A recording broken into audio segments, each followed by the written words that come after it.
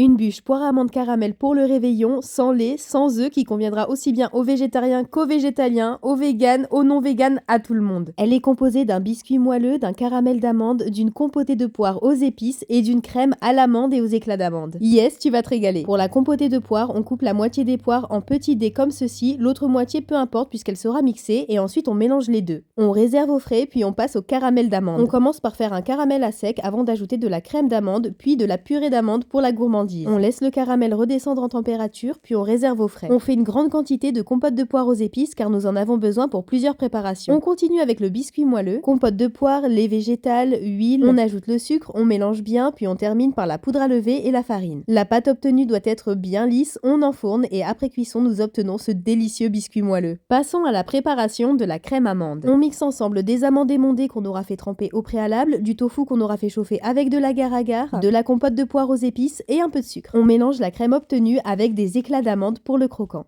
Passons à présent au montage de la bûche en faisant comme dans la vidéo, d'abord la crème, puis la compotée de poire aux épices, le caramel et enfin le biscuit moelleux. On tasse bien puis on vient boucher tous les trous avec le restant de crème. Après un passage au congélateur, il n'y a plus qu'à faire la décoration, laisse libre cours à ton imagination. La touche finale des amandes effilées, il n'y a plus qu'à te régaler. Allez, bonne app!